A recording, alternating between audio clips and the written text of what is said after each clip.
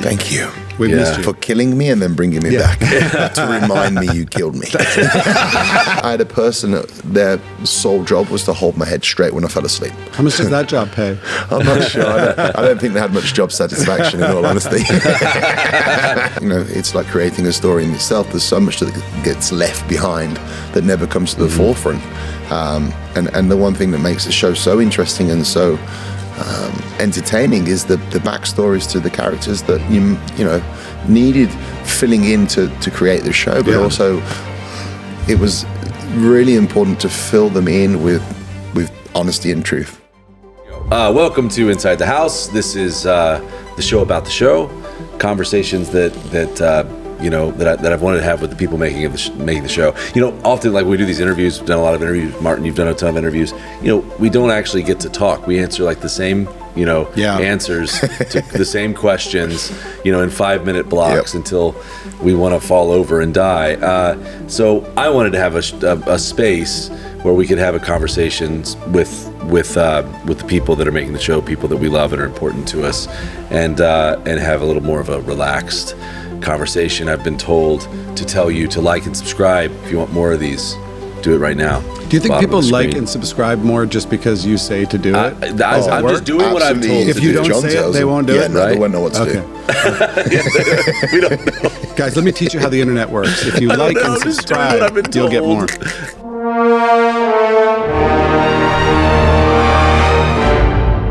Martyn Ford, thank you for being back. We are actually filming season 2. We're filming currently out in the quarry with we have a gigantic replica of you. Not that you're not already gigantic. And bear in mind how exciting it is for those of you watching for us, because we are deep into season 2 and we've been living without Goliath for this season because, spoiler alert, he didn't make it past season 1. So it's really nice for us to have you back.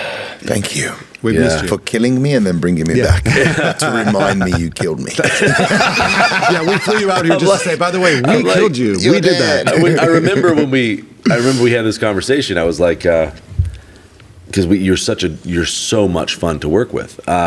I was like, man, I don't know what to do. It's like, I love working with you, but we're making this. It's based off a bestseller. Can't really change. The fans kind of have expectations. Imagine if we changed the ending. I'm one Goliath of them. I gotta kill you. Do you know what was funny? Because I've obviously been doing this press tour and I've seen episode 101 probably 76 times now, and the audience's reaction at the start is always the same. It's like, huh?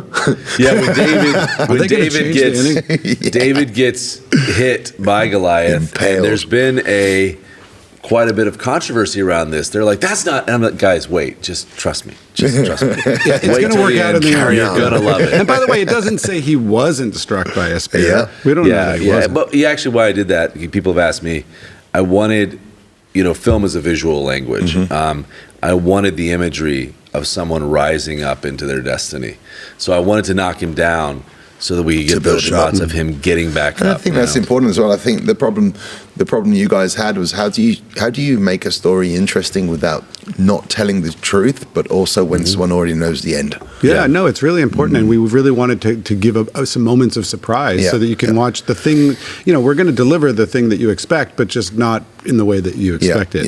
And that makes it much more enjoyable as a piece of content and entertainment, but also always staying true to the spirit and the heart of what the story is, since it is a story from the Bible. 100%. I think, like you said, there's nowhere it says it didn't happen. And it's also, it wouldn't be far-fetched to see it happening. Well, that's the thing too. Like the point is, and we've told a lot of true stories, right? And the idea is that you want to get the essence right and the heart of it right? There's along the way, those were brutal times, right? The Bronze Age, and I'm sure a lot of people suffered in ways that weren't specifically written about. Absolutely. But those injuries and those struggles make the victory so much more potent and makes it more enjoyable to watch. 100%. And it's like it's like creating a story in itself. There's so much that gets left behind that never comes to the forefront. And the one thing that makes the show so interesting and so entertaining is the backstories to the characters that you needed filling in to create the show, but also it was really important to fill them in with honesty and truth. And I think that was one of the big things that came across from being the person that was able to speak to the fans in real time on the promotion of the show, was that they were so grateful and so thankful that there was nothing in the show that wasn't unbelievable. Yeah. And it really did help them, I think, go through the stories again, stories that were so deep and meaningful to them, but with different eyes. I've heard that. I've actually heard quite a lot of comments from people saying that as they go back to read the scripture and the reading 1 Samuel again, having seen the show, that it really does bring it to life and help them to visualize it in a way, which is a big part of the point, right? Absolutely. I mean, you read words on a page and you kind of have your own idea 100%. In mind. But my own mother called and said, like, I'm seeing now, I'm picturing David in a different way as I go back and read that's cool. verses. So that's my mom was just here actually. So your mom likes the show and I mean, I've had a number of people say, like, I can't get my kids to watch anything, and they play the video games and it's hard to find a show, and that they are rewatching the season already a second time into the finale with their kids who are like obsessed with it. Yeah. So that's actually been one of the greatest compliments to get. Absolutely. I think if you can gain attention of a new audience and a young audience as well, and to retell a story in that means so much to so many people in a new way. Yeah. I think that was the goal, right? And I think as actors as well, like, you can read a script and you can create a character and you can create a scene in your own head, and you could throw 4 or 5 different ways to bring that to life. And what's funny is the same way that people would read scripture, they read it through their own eyes. But then when you sit down and see it through someone else's, that's when you start to change your perspective on it. And that's the same as an actor. I'll come to set with, right, I've got this in mind, and that's how I'm going to play the character. This is how Goliath's going to be. And it was only when I saw the final cut and I was like, oh, that didn't make it. And then I start questioning and I'm like, oh, that would have made Goliath to this, and that would have been to that. And I understand now why that scene never made the final cut. Okay, so that's how the story, and that's the same as reading the scripture for people who are watching the show and going, oh, I never saw that like that before. That's the goal for them to say, for sure.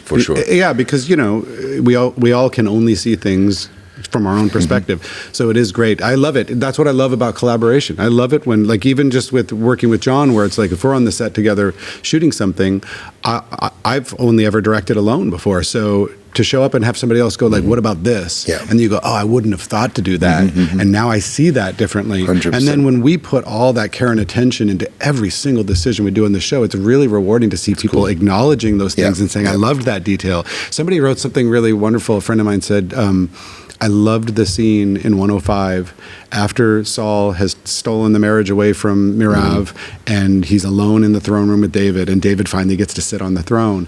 He said, I love that scene as, the tension of that, like, is he going to sit on the throne? That David was in the foreground larger than Saul, right?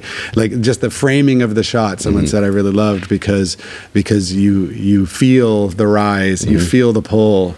And we do think so much about every single detail. And a lot of times you do that and people don't respond to it or don't see it.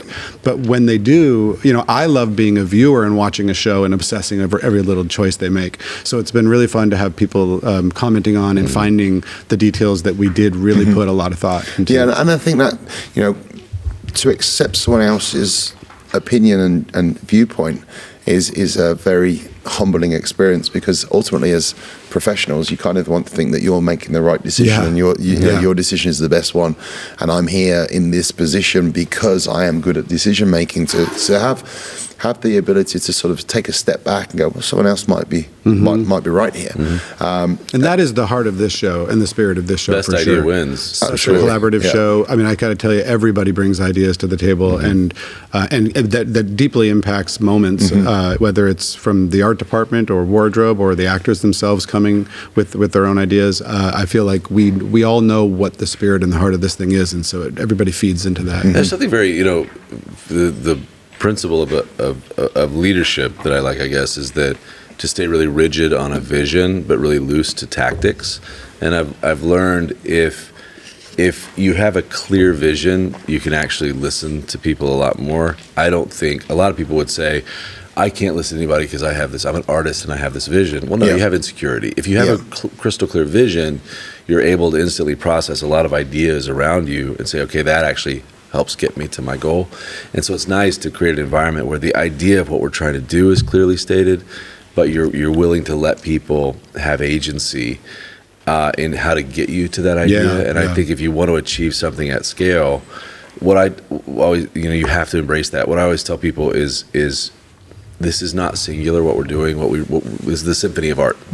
It's a collaboration of multiple art forms of hundreds of people. It's mayhem, and yet when it comes together, it's beautiful. And so you really have to embrace collaboration. To win. And in a series, since we're mostly feature guys, there's more opportunity for everybody to sort of understand better and better the show we're making, and more clarity comes. And so the collaboration, I find, becomes more rewarding because everybody's speaking into this. We know the path we're on, and it becomes very easy to say, that's a really great idea, but it doesn't belong in this show, or it doesn't belong in this moment, or that's a very interesting point. Maybe we're off track a little bit here, and together we'll get ourselves back on. Let me talk about this word rise, which is David. One of the great themes of the story with David, you've definitely embodied in your life and career, which I want to kind of talk about how you got here. But just the first thing I'd like to mention is everyone sees the result on screen. They don't see the process. Oh yeah, that's for sure. And so you were telling me about, certainly you worked incredibly hard on House of David as well, but you were telling me just to imagine the work ethic that you have to be who you are, to have the career that you have. I think that's what people don't realize. I think it was Mortal Kombat. You were telling me about your daily schedule. Yeah, the prep was insane. And so what was a typical day in terms of when you woke up, when you went to sleep, and everything in between? Well, I think that's true of life. I think people see the end product and they forget the years of hard work that goes into it. And they just want people want success overnight, and they are unaware or close themselves off to the actual journey. And for me, I think the journey is the most enjoyable part. I really do. And I think there's no mistake to be had when you look at great fighters and athletes who hit the top and then all of a sudden take this dramatic fall. Or actors. And actors. Too quickly. They succeed, and then all of a sudden overnight they fail miserably because they are no longer hungry and they're no longer enjoying that journey. Yeah, there can be a great emptiness to landing in place. Yeah, absolutely. Sometimes too much success is a very bad thing to have. Especially too early. Yeah, 100%. And I think people don't understand the time that goes into landing yourself in that role, in that position, and then what goes into it once you are there. So what you were talking about in Mortal Kombat, my prep time to get into character for Shao was around about 5 hours, depending on what the scene was. So you're talking 5 hours in a makeup chair. 5 hours just to get ready. Just to get ready for the day. But then... Do you listen to music? I learned meditation. Which really helped me for this show as well, actually, in a bizarre way. But we'll touch on that after. The way that I'd get around that was, well, my day. Let's start with how that looked. It was a midnight wake up call, which people can't wrap their head around. So I'd wake up at midnight. I had a gorgeous hotel I was staying at on the Gold Coast, which had a phenomenal gym downstairs. So I would be the one that scared the life out of the cleaners because I was in the gym at midnight training while they were cleaning up with the headphones on. So I'd wake up at midnight, I'd go straight down, train fasted, which means no food, no nothing, just water. I'd train from 12 to 1 o'clock every day without fail. And that would be more of a combination of HIIT training, which is like sprinting, and then I'd pick 3 or 4 lifts. So it would be like a squat, a deadlift, a chest press, and so on. I won't bore you with the intricacy of the workout, but it was an intense workout for an hour, which woke me up, and it got the blood flowing, it got me ready for the day. I'd then go get a shower. I'd have already had breakfast made, which I'd eat on the way to work. Half an hour drive to the studio. So we sort of landed at the studio around about 2 a.m. Between 2 and 3 a.m. we landed at the studio. We're then in the makeup chair, 5 hours. That takes you to 8 a.m. All right. Normal start of filming day in the studio, 8-ish. Between 8 and 9 a.m. was the start of the filming day. So we'd go to read through beforehand on the sets. I mean, these were huge sound screens. These were massive sets. And we'd do the read-through with the other cast, which would normally take about half an hour, 40 minutes. We'd then go back to the trailer, they'd set the final lighting up. I'd be in the trailer for about an hour, and then we'd start to film 10, 11 o'clock. That would normally run through continuous day, so we wouldn't have a lunch break. It would be eating on the run. Yeah. And we'd shoot through till 4 or 5 p.m. Then that would be an hour D-rig for myself. I'd normally finish shooting about an hour or two before the rest. And you're in this makeup constantly, all day. Yeah, and it's thick prosthetics. So I mean, 6 p.m. You're 14. So we finish 16 hours into the day. Yeah, so we're finishing around 5, 6 p.m. sort of time. Oof. At least an hour to get the makeup off. Oh. And then I would have half an hour drive home, and I'd be straight to bed. Straight to bed. I'd have my 8 o'clock. About 7 o'clock. I'd go. Were you shooting almost every day? I was shooting about 3 or 4 times a week. So that because of the turnaround, they had to give me a day off. Right. Yeah. Wow. So you're talking but that's 4 the schedule. times. I mean, again, that was the schedule. People see the premieres, people see the footage in the film. Have no idea. Here's what it is on a daily basis. And what you wake up at midnight. And food was difficult. So you've got to remember as well. Multiple times. Yeah, but the problem was I couldn't eat too much because of the prosthetics. Because the more you ate, the more salt came onto the lips, the prosthetics would peel. So then food was through a straw. Right, so there was only so much, but you couldn't eat during the application of prosthetics because it wouldn't have set. So you kind of have to eat before, drink during, eat after, but be really careful on what you're eating and the size amounts of food. I no longer feel bad at all about what we put you through. Yours for was so Ours was easy. Yours was so easy. So we talk. You learned meditation on House of David. What did that? No, I learned meditation on. So yeah, for you, think about what to do in terms of the space in your mind. Yeah. For 5 hours while sitting in a chair in the middle of the night. I had a person that their sole job was to hold my head straight when I fell asleep in the chair, because that's where I'd catch up with sleep. I'd meditate myself out so much that I was conscious but not conscious, and my head would drop. And obviously when they were applying prosthetics, I have to be dead still, so someone would just literally hold my head. And that was their job for 5 hours. How much does that job pay? I'm not sure. I don't think they had much job satisfaction, in all honesty. So meditation, what did that become as a practice, and then how did it apply to House of David? So we touched on this briefly of a different conversation. Was life's all about learning and developing as an individual and as an actor. And there was a guy I worked there was a guy that I worked with on Red Sonja, and he was an incredible actor, and he was so adamant on meditation for actors to really sort of get into character. He wasn't into method acting, but meditation he was a huge fan of. And I kind of looked at him oddly the first time he told me. I was like, meditation, I'm not into that. I don't understand that. It's not, and that was quite naive of me at the point. But I've come from a sports background where it's get up, wipe it off, and carry on. Yeah, there's no attachment to feelings, or that doesn't come into it. You just wipe yourself off, get up, and go again. You get knocked down, get up, go again. That was my mindset. So this whole meditation thing was completely foreign to me.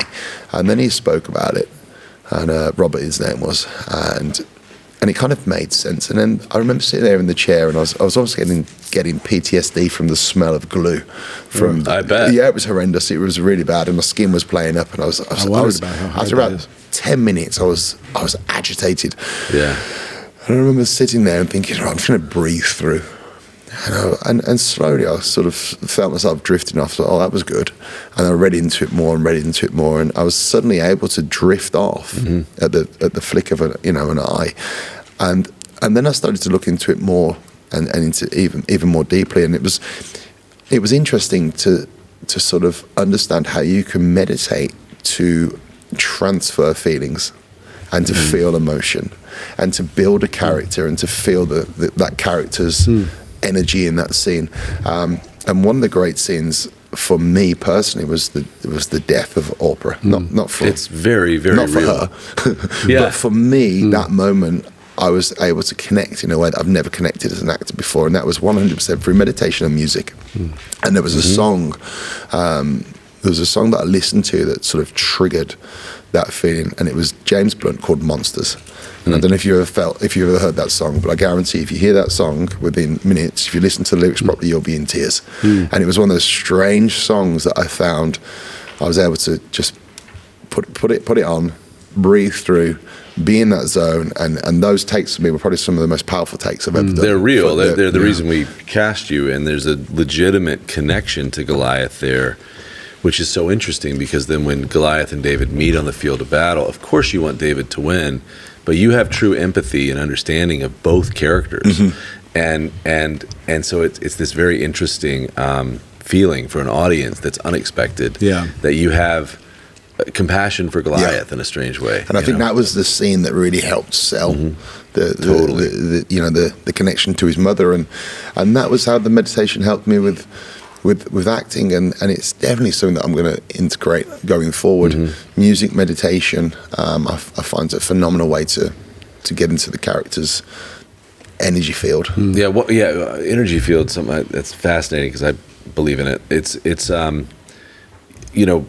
I've heard it said that most people would think that things that happen to you determine your emotional state. Like, if I'm just successful, if I'm just famous, if I'm just rich, then I will be happy and good to be around. I think it was probably the opposite. In all honesty. Tony Robbins actually talks about the opposite, that it's actually these emotional peak states of like gratitude, creativity, play, relaxation, that actually end up making you successful. So it's the opposite. So I would is that something you've developed? I'd massively say. I mean, I would say, if you look at, and this is a very strange thing to say, the byproduct of success is money, which is one thing that does make life easy, but with that becomes a lot more stress. Correct. Because the more you earn, the more you spend, the more people you can be responsible for, the higher expectation of your providing to those people becomes.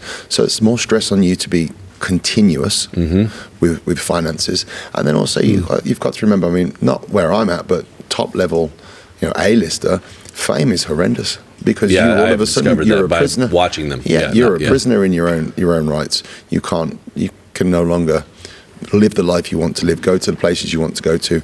That creates a whole new problem. You also isolate yourself from society. People become friends because of who you are, not what you are. Yeah, I've heard many times, once you become famous, you'll never be able to create a new true friendship. Or it's very difficult, because you never, there's it's very few people understand. I mean, there's the people then that you can become friends with have got to be on a level, and I don't mean that obnoxiously. I mean on a level that they understand. Yeah. So it's other celebrities or there's very an instant successful imbalance in relationships. Yeah, people just don't understand. And the thing is as well, I think sometimes when you're a generous person, you can end up giving, and then people expecting, and then that causing problems in relationships, and it just becomes a whole minefield of stress when you take away all of that and you go back to what truly makes you happy, which is being with my kids and family and enjoying the smaller things in life that don't cost anything.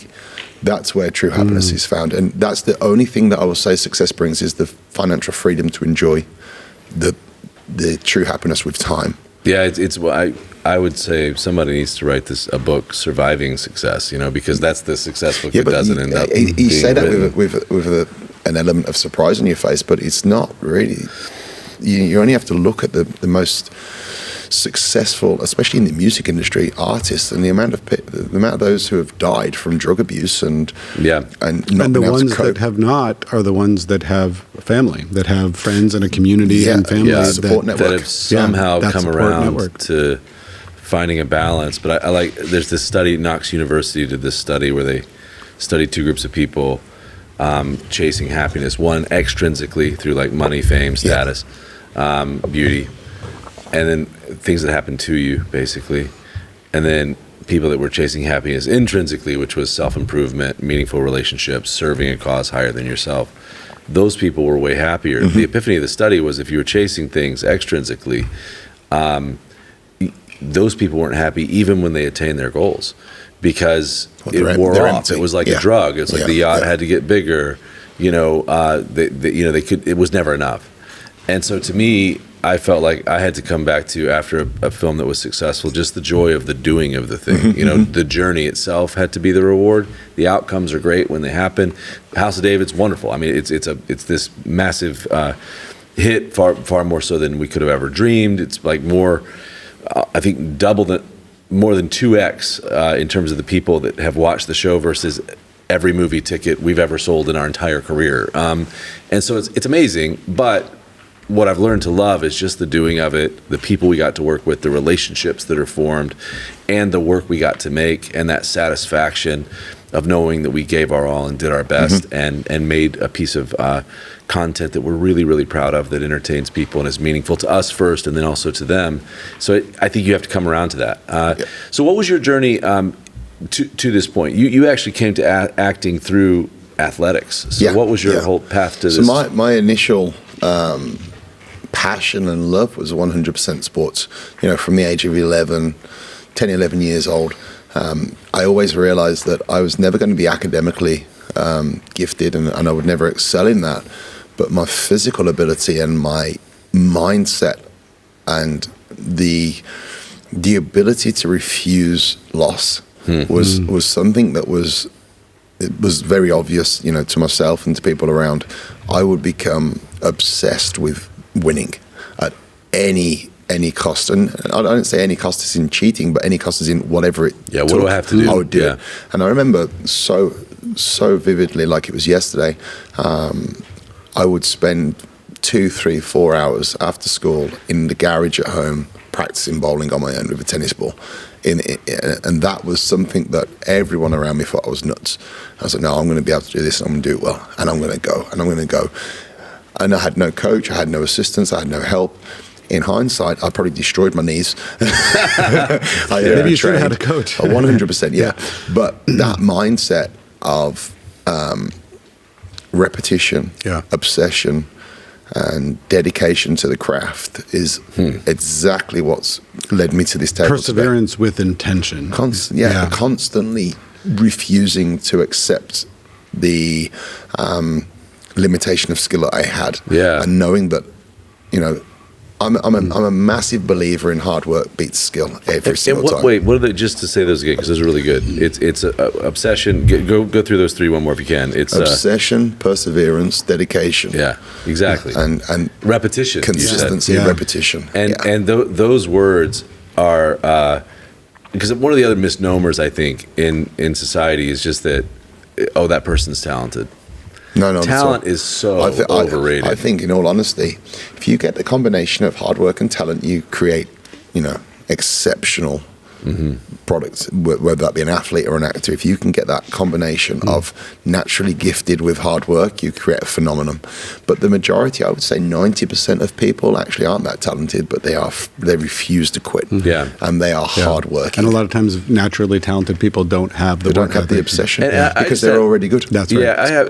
There are naturally talented people, of course, like if you look like basketball or something, they say you can't teach tall, you know, but you know, but I do believe that most people are just average. Talent might be that there's something that we enjoy doing, but it really is about repetition. I think that the cool thing about what people can do is if you dedicate yourself over a long period of time and to incremental improvement through repetition, you can that's when you achieve mastery in just about anything. Learn and adapt, absolutely. There has to be a passion. A lot of people ask me, obviously, going to the fitness side of that, because I do have a history in fitness. A lot of people will say, how do you stay motivated in the gym? How do you stay motivated to train? And the answer to me is very clear and simple, and it's so lost on people, it's scary, is you find something you enjoy doing. You don't necessarily have to be in a gym to work out. You can swim, you can hike, you can bike ride, you can go to the gym, you could do judo, you could do karate, you could do football, you could do any number of sports. The key question is not how do you stay motivated for the gym. The key question is what do I enjoy to do? And then when you find to do it for a long time, because you have to love and want to do something to be consistent. And it's the same in anything that you do in life. You will become great at something that you enjoy doing. You know, if your goal at school would have been to be a producer because you like the idea of it, you would have failed. You have to love what the craft is, because there's so much hard work that goes into it. But I think that for a lot of people, even when they find the thing they love, I really want to play guitar. I got into playing guitar, but the hard work is still going to be required to be excellent at it. 100%. And that's where I think a lot of people go, oh, this is harder than I thought it would be. I don't want to practice 3 hours a day every single day for years. I just want to be good.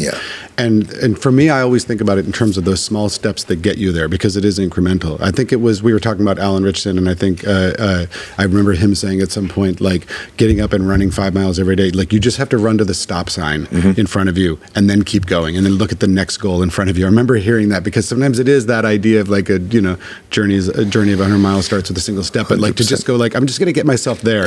And then once you get there, you're like, all right, I think I can get to that next step. But it can be overwhelming to think it's going to take me 10 years to get to a place.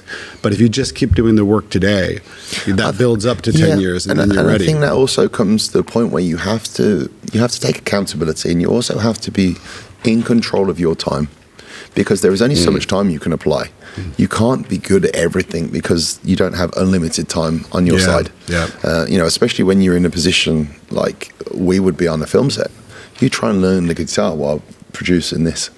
It's not going to happen. You can't dedicate that did happen to me. I went to film school with a minor in music and composition theory, and I wanted to be a composer. And I realized when I was shooting so frequently, like all of my time was spent making movies, and then I would start at 1 o'clock in the morning and try and compose some music till 2:30, and I just realized I wasn't naturally gifted enough at it to make it feel like the thing I should put all of my time into, so I had to sort of back I was that as a 3D animator. I started as a cameraman and then as a 3D animator, and had that same moment of like, I don't enjoy this enough. I'm never going to be a guy that just enjoys sitting at a computer. I want to go make films for real. But those 5 years allowed me to have a vernacular and an understanding of visual effects that applies to something like this show. And I think that's kind of what's important with any success in life. You have to make a decision quite early on and apply yourself to that and stick with it.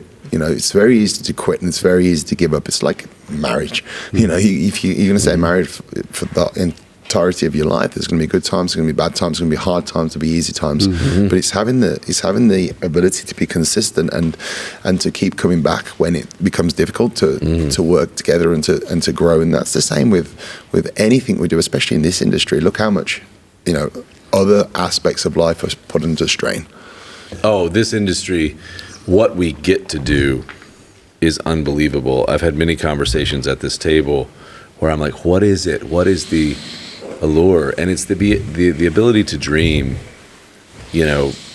onto a screen is unbelievable. To see things, to manifest ideas, but also it's like we are in a unique scenario where we don't have to grow up, or we can rediscover the magic of childhood. That you can press pause. You can dress up. You can hold a sword. We can. So there. But it does come at a cost. There's a magic and a fun. It's unbelievable what we get to do. The environment we get to do it in, or we have to do it in. It's a hard business. It's a performance sport. It's hyper competitive. The audience doesn't want us to take us to our backyards. They want us to take them to Greece and to scope and scale. They want us to transport them. And so that means that we're often away from our families, or my family's here with me, in Greece. And so you live the life of a gypsy, or or a circus roadie or something. And so it is a hard existence, especially when you succeed. So I have to learn to always reconnect to the magic of it, but it's not an easy life at all. And if that's what you're that's one of the things that I thought was interesting. We're shooting this interview around Easter, and people always say, "What are you passionate about? What are you passionate about?" And you think of like the title of the film, "The Passion of the Christ." Passion as a root word is related to what excites you and what thrills you, but it's also a word deeply related to suffering. As a word. So I think a big question is like, what are you willing to suffer uniquely for? Like, would I consider 4 hours in the gym to be this Zen meditation, beautiful experience? Maybe I could get myself there, but it's not natural to me. But then there's things that are natural to me that other people wouldn't do, that are deeply connected to my passion and calling. So Is that a part of it? Just finding what are you willing to do longer than anyone else around you that might be weird? Because my wife has said to me before, when I get excited about a project, I'm like, we get to build this entire village and we get to be out there. And she's like, I would never want, I wouldn't even think that would be a great thing to be able to do, to go out there and be in the rain for 12 hours to shoot this epic thing. That sounds exhausting. I was talking to our stuntmen and our stunt team, and they were showing me this. They were so excited. They were like giddy because they had figured out this gag that was safe of basically getting, because we have the best horses in the world here from Budapest, and basically getting a horse at speed to run into a person, and they just like, basically a horse runs over a person and he bounces off, and they're excited about it. I'm like, does stuntman whoever wake up in the morning being like, today's the day I get to get run over by a horse? Yeah, man. It's crazy. Yeah. But like you said, it's finding that passion, and it's finding what drives you and what you want to excel at. And that's the most important thing, is to be honest to yourself and to ask that question. When I go, what do I want to be remembered for? And what do I want to be known to be passionate about? And that's the key. That really is the key. Not what someone else wants you to do, not what looks cool at the time, but what you're obsessed with. And whether that brings success and wealth, or whether it brings happiness but poverty, as long as you're happy, that's the main thing, I think, in life. Well, in terms of what you want to be remembered for, that's a great question, because I think without in any way criticizing the work, the hard work of others, as a fan of the Bible itself, a lifelong fan, I had never seen Goliath portrayed as I had seen this encounter in this moment in my mind. And one of the things that I love from the feedback of the audience is a lot of people were saying, oh, they finally got Goliath right. And so I really think that you sort of have embodied an iconic portrayal of this character that's going to last a long time. If not, I think this is the portrayal of Goliath in film and television, in my opinion, and I think you've just done a magnificent job. So what does that feel like? And this applies to other areas of your life as well. I like this Bruce Springsteen quote. He says, "It's not my job to make it easy. It's my job to make it worth it." So when it does work like this, how does it feel to have put in the work and see the outcome like this? Extremely satisfying, in all honesty. I think we spoke about it earlier. It takes years to get the opportunities to sort of land here, and I did so much prep and so much work and tried to create a character that would be loved and hated at the same time, and to bring the energy of the character on the set that was needed, in all honesty. We spoke about how hard it was to get the shot with the light, and the people don't understand how hard it is to stick to a schedule. Yeah, schedules are such a hard thing to stick to, especially when there's so many moving parts, and there's so much importance on certain shots and certain times to get that shot with the light and the wildfires and the weather conditions, and so much going against you. For me, it was the fact that we've managed to put all of that into a sequence that's came out so well, and it shows me that the most important thing about that was being prepared. I'll tell you what, too, like, it's so appreciated. What I think a lot of people don't understand, when you watch a movie or a television show and you see a particular moment, I think you imagine that's what they intended to get, right? And when it comes to shooting something that's that important and that iconic, like we had been dreaming for a long time about Goliath and Goliath's death. And so when you think about it for months and you plan for it for months, you feel like you're going to get every little thing you want. But in the moment when you get to shoot it, it's very often you've got 8 minutes. Like, we've planned for so long, but because of the sun and because the blood coming out of the helmet and the wires that are attached to you, and something doesn't happen right, and you were a little bit behind schedule and the weather didn't cooperate, the thing you've been dreaming of in its perfect form, you only have maybe 8 minutes to get it. Yeah, I remember and that in day. those moments, you need need an actor who's going to be ready and be prepared. Those things don't happen by accident, right? And I'm always so grateful when I have an actor there, and when all of those, not only are the circumstances causing a limited amount of time to get it, the urgency of that moment can be very distracting. And so that's when you talk about meditation and focus and preparation, I think to get the moment when everything is fighting against you to get it, really requires a team that's prepared, and I so appreciate that. The Navy SEALs say you don't rise to the occasion, you default to your preparation. So it really is about the time you put in before. Yeah, I'm a massive advocate of that. I think because I know my strengths and weaknesses, I know my one strength is the ability to be prepared. Yeah. And to make sure that I'm the best version of what I can bring, ready for. And I think that's a lesson for anyone in life. It's like, you might not be the best, you might not be the most skilled, but be the hardest working, because that will always help save you in the end. Yeah, I remember when we were shooting you out there, and there's so many different pieces of what Goliath has to do when you're in your armor on the battlefield, and we would just be throwing 100 different things at you, like improv moments, extra lines. Some moments. Oh, I remember. And you were always like, can you do the thing from the other scene we did 6 weeks? And you're like, do you want this one, this one, or that one? Do you remember the moment where we had the huge scene, the huge monologue, and half an hour before lunch was due to finish, that changed, and it was like, right, we're going to do this scene instead because the light won't allow for. I think, do you know what I think it was actually? I think we'd ran over with the background, and we couldn't shoot the original version because of the union or something, and we had to change the whole scene.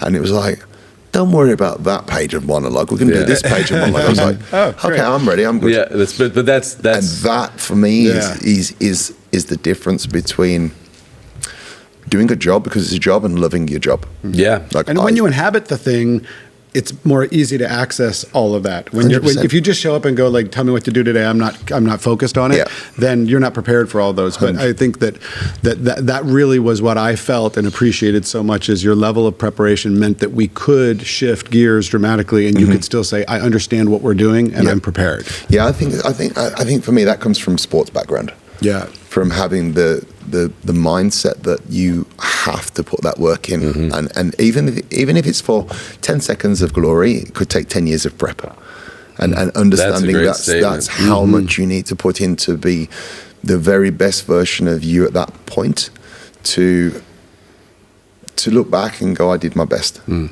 if I don't go forward from here, it's okay because I did my best. It's also nice you develop this muscle memory that makes you ready for a moment and confident that, okay, I'm here because I've done the work. I deserve to be here. And I've learned that a moment that would scare a lot of other people or young filmmakers is that moment where you feel backed into a corner, like, what have I gotten myself into? When that verges on like true like panic, and fear, I've learned that that's where breakthrough ideas have happened, and then in retrospect I'm like, some of the best things that we've ever done are in those moments. So then when you get to those moments on set, you're like, oh my gosh, this is when we're gonna die. I'm like, this is where the great ideas are. And so just relax into this. And those are supported by years of work and preparation, right? Correct. I think, like, I remember hearing when Steven Spielberg shot Schindler's List, it was the first time he had made a movie where they didn't storyboard everything, right? He was shooting it spontaneously in many circumstances. And I remember hearing him talk about, like, chewing his fingernails, like, nervous every day, every moment, every scene. How am I going to do this? Because I haven't already pre-planned it. But the guy has had a career of understanding how to shoot things and how to tell a story that prepares him. So sometimes I hear young filmmakers use that kind of a thing as an excuse to not be prepared. Because Spielberg didn't do it that time. But your preparation allows you to be able to react. That's right. And I remember I heard Wes Anderson speak about screenwriting, and he was talking about, like, every time I sit down in front of the computer to start, look at the blank page and start again, I think, who the hell am I kidding? What do I have to say? I've got no ideas. But the thing that gives confidence to do it moving forward is the fact that I've done it many times before. And you start to gain confidence in your own path ahead by what you've done behind. And that's the thing that I actually, my wife says that to me a lot, like, in the moments when I'm panicked, going like, I'm not going to solve this. This isn't going to work. It's terrible. She's going to say, you say this, but you're not going to walk away until it's great.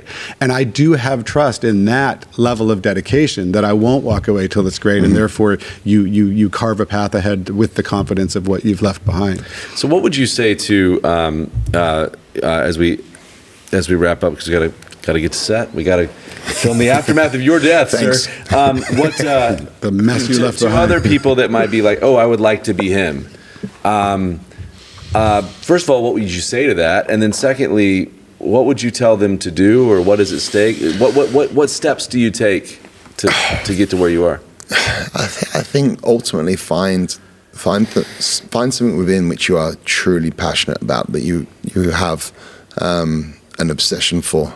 My journey personally is probably not one that many people would want to follow when they understand the pitfalls, because it's not easy facing complete failure in the face and allowing that energy to drive you forward. It's a horrible, dark place to be. So I would say to people, don't fear failing, fear not being consistent to win. That's the hardest part. Is failing and giving up is so easy. It's difficult to refuse to quit, because it's not an easy place to be. And that's the biggest message I could give to young people, is to stop quitting.